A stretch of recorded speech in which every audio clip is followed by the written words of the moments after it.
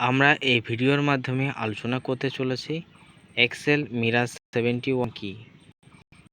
ইহা সবজি জমিতে ব্যবহার করা যাবে না খালি জমিতে ব্যবহার করতে হবে, এর বর্তমানে বাজার মূল্য কত, বাজারের ক্ষেত্রে ইহা কি সিস্টেমিক ওষুধ নাকি ইহা কন্টাক্ট ঘাস মারা, সেটা নিয়ে ভিডিও সুন্দরভাবে জানতে হবে। তাই ভিডিও জুড়েছি আমি ইব্রাহিম। ভিডিওটা প্রত্যেকে শেষ পর্যন্ত চেষ্টা করো এবং চ্যানেলে নতুন হলে আমাদের সাথেই থাকো। চলো আজকে সুন্দর শুরু করি। এক্সেল মিরা 71 এমন একটা সিস্টেমিক হার্বিক অ্যাসিড, এখানে লেখা রয়েছে যা তোমরা দেখতে পাচ্ছ সিস্টেমিক হার্বিক অ্যাসিড।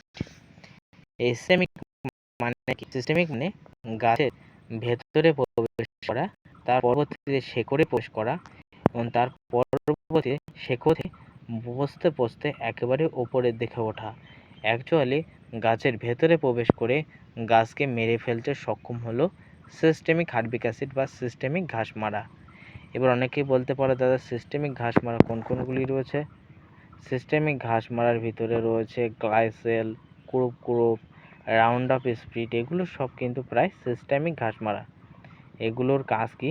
এগুলোর কাজ হলো আপনি জমিতে স্প্রে করলেন, স্প্রে করার পর যে ঘাসে লাগলো সেই ঘাসের পাতা দিয়ে ঘাসের শেকড়ে কিন্তু প্রবেশ করবে ধীরে ধীরে, এমনকি যেটুকু ওষুধ মাটিতে পড়লো সেই মাটিতে পড়ার পর গাছ তার শেকড়ের মাধ্যমে সেই রসকে যখন শোষণ করবে সে কিন্তু সেই শেকড় থেকে পচতে মারা যাবে।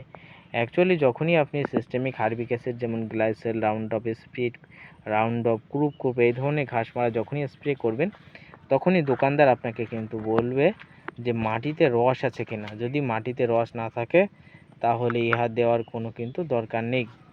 যদি মাটিতে রস না থাকে তাহলে দেওয়ার দরকার নেই, তার কারণ মাটিতে হালকা হালকা রস থাকলে তবে ইহা কিন্তু বেশি পরিমাণে কাজ করে থাকে। ঠিক আছে, ঠিক তেমনই কিন্তু এক্সেল মিরা 71 একটা সিস্টেমিক হার্বিক অ্যাসিড। এ কিন্তু ঘাসের ওপরে পাতায় লাগবে এবং তার পরবর্তীতে ধীরে ধীরে শেকড়ে যাবে, শেকড় থেকে পচে মারা যাবে। তবে ও ডোজ কিন্তু বেশি না দিলে কিন্তু মারা যায় না। তাই এই মিরা 71 গাছের কিন্তু গোড়া থেকে মেরে অর্থাৎ ঘাসকে নির্মূল করতে পারে। তবে ইহার কয়েকটা ব্যবহারিক সতর্কতা রয়েছে, যেমন মিরা 71 কোনো রকম সবজির জমিতে ব্যবহার করা যাবে না।